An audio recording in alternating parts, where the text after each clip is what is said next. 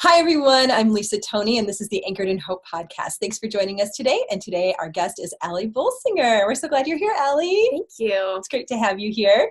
And I'm so excited to get into Ali's story today. But before we do that, I always ask our guest what superpower they would have if they had one. So, Ali, what would it be?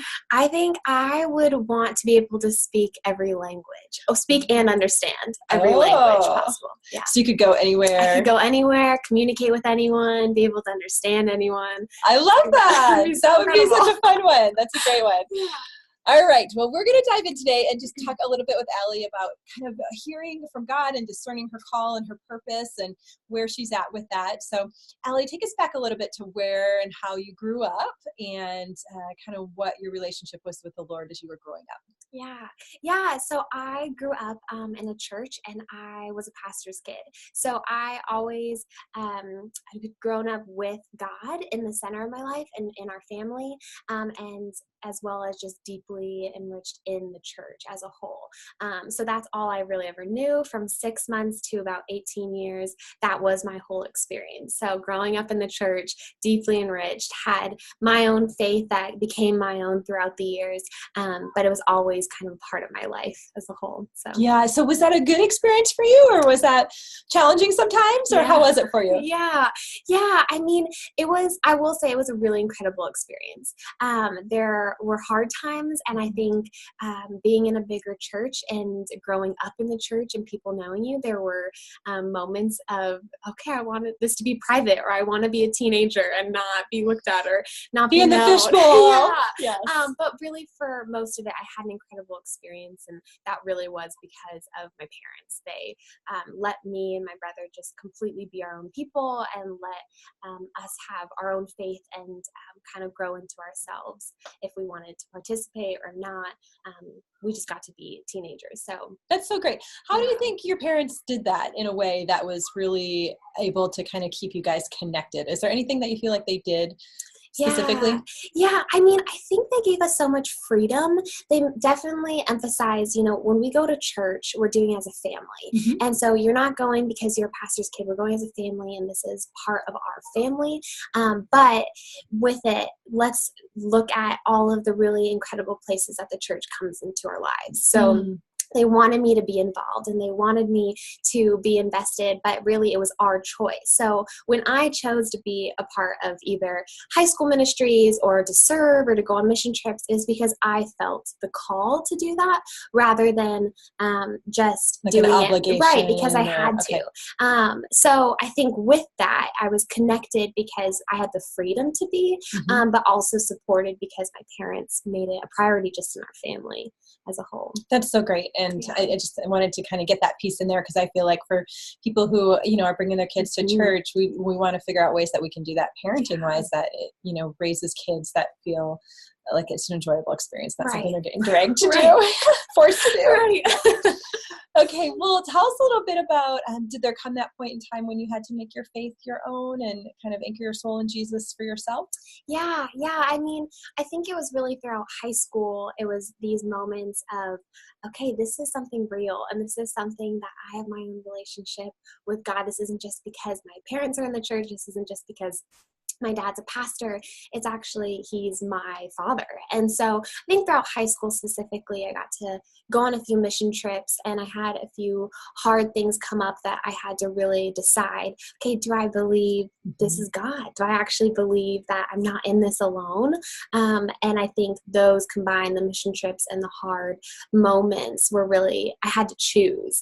And so I think it was those moments of, okay, I do believe, and I do think this is real, and I have a personal relationship with him, which was huge. So that's something that you chose for yourself. And as you grew and went through high school, did you kind of have a sense for what you wanted to do as a profession or for vocation, or was it just kind of like, I'm not sure, I'm interested in lots of different things? Yeah, it was a lot of different things. I think it kept coming back to, I like people and I want to be around people, but I don't know exactly what that looks like. So especially when you're in high school, you kind of go through all of the, I'm going to be everything. Exactly. So I'm going to be a doctor and a nurse, and I'm going to be an artist. I'm going to do it all. But specifically knowing I love people, And so that was kind of happening all while I was really getting involved in our high school ministry. So I was doing that. I was volunteering and I loved it, and I was spending most of my time there.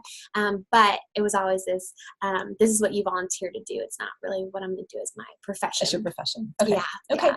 So when you went to college, I know you chose a Christian college to go to, and what was kind of that process of working on discerning your call through college? Yeah.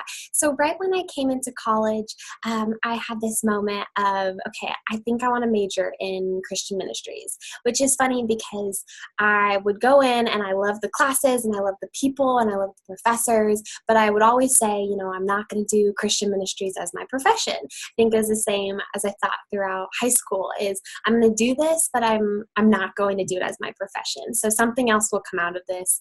Now, why did you not want to do it as your profession? Was it because you kind of had grown up with your parents in that? Yeah. Or you wanted to do your own thing? Or did you have like an aversion to it? Yeah, I think it was both. I think it was my whole life. So I left, you leave for college at 18. That's right when my dad moved to a different job. And so I think it was this, I'm finally free. I'm not in the church anymore. So I'm not going to do that with my life as my profession.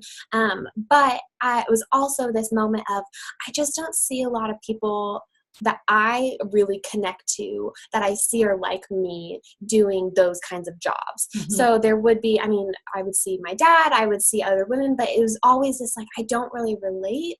Mm-hmm. So that means I'm probably not going to do that as my job. It was kind of this resistance to it. Right. So, right. Okay. Yeah.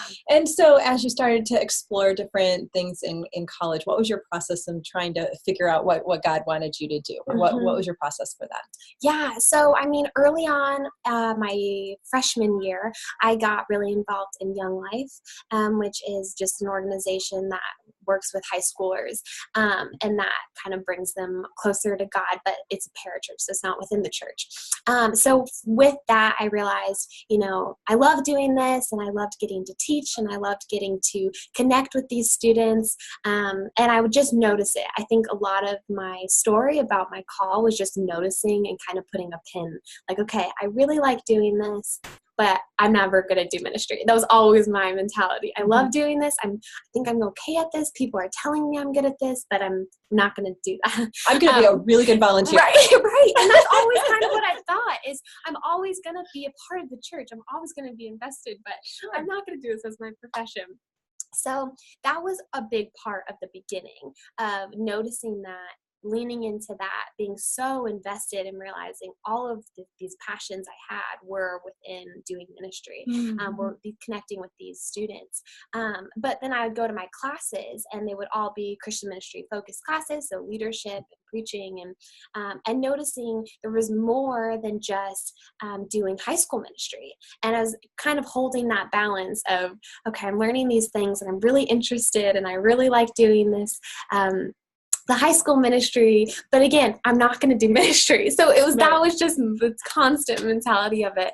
And so throughout it, I had a really incredible mentor come into my life and just basically sit down with me, and I would explain this to her, and she would push back on it. And she would constantly say, you don't have to end up in the church. You don't have to do this as your profession, but you're so resistant to it, and it's something that you constantly talk about. So if nothing else, you should just sit with that. Sit with your resistance. Sit with the fact that you feel like you're not supposed to be doing this, and work through it for your own self. Okay. So I think that was the process. So she identified for you that this was something that there was some passion behind, but it was kind of directed in a way that you had kind of exited out of your life. Like, no way, no how, it's not happening. Yeah. And she said, this is interesting. Yes. Let's look at this. Sounds like a good mentor. Yes. Okay, well, talk a little bit about the process of finding a mentor for you. How did you do that? How did you identify someone, and how did you ask her to kind of, invest in you in that way? Yeah. Well, I actually got incredible advice. I think it was during my orientation. So while right when you get to college, you're with your parents still, you're being oriented, you're seeing the campus, you're getting moved in. And there was a seminar with one of the professors. And she said to everyone, the most important thing that you could do is right when you see someone, specifically professor, that you like or that you admire, just to get to know them, to put yourself out there, to make the first move, and to ask, just, can I know you? And if nothing else, just to at least sit down with them one time and get to just hear and learn from them. So I came across this mentor of mine now who was my academic advisor. Okay. So I sat down with her for my first academic advising session, and I remember sitting there the entire time thinking, I just want to know her. I want to know her. I want to hang out with her. She seems intimidating, but she also would push me, and we're different. Our personalities are really different. And I thought, I just want to be close to her. And I remember just thinking, I was a freshman and I felt like I had no right. But at the end of our meeting, I just said to her, I want to know you, and I would love if I could just sit down with you for a few minutes. If you don't have that time, that's okay, but just to ask you a few questions and just to get to know you better. And I remember her immediately said, yes, great, email me, we'll set up a time.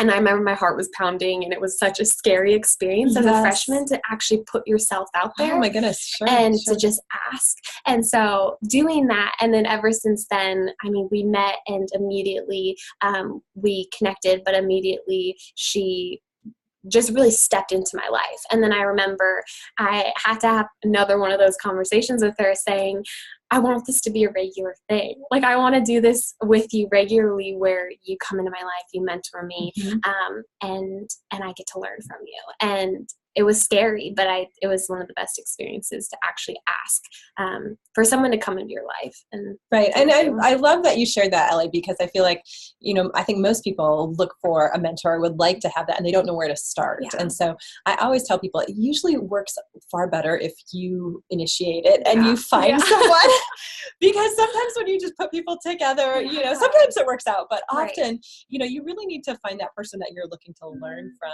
And you're absolutely right. You got to be kind of courageous to get out there and ask and just say, I mean, what's the worst they can say?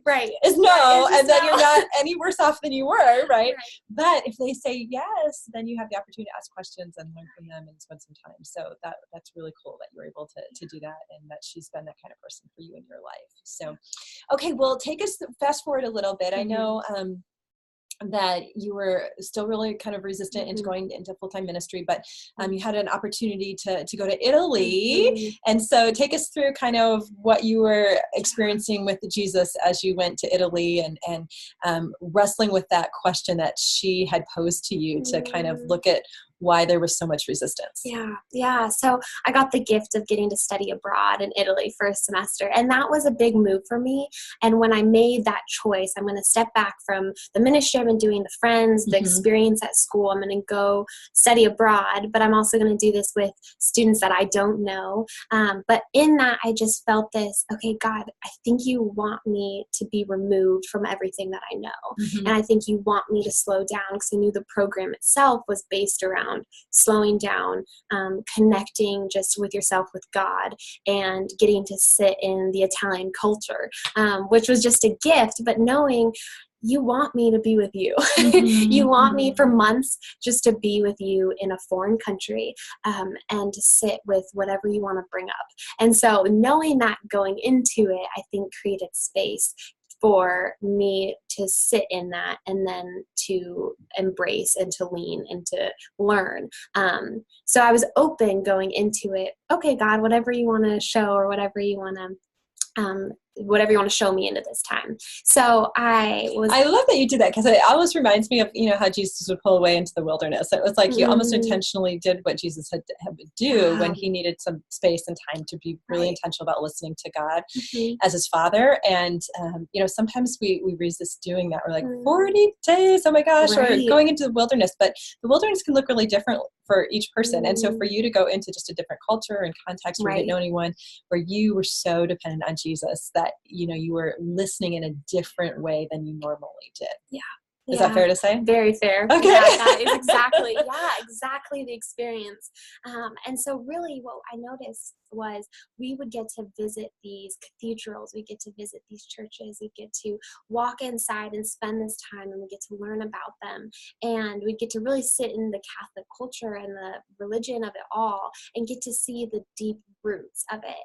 And what I realized going through that, just as a class while we were there, was how gravitated I was towards the church as a whole, and looking at it as the church as a whole, and sitting there and realizing, God, like, I want to know more, and I want to be invested. And I just realized I just kept wanting to go to the next cathedral, the next church, just to sit in that space. There really wasn't anything but to just sit there, because I felt like it was almost like a home in a way, in this completely new culture and this place that I didn't know the language, and so just to be able to sit there.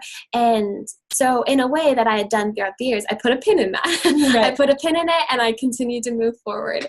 And then finally one day I was walking around the town like I normally had, and I was praying, and I was thinking about the last few years, and really thinking about what my mentor challenged me with, is this resistance to ministry as a whole.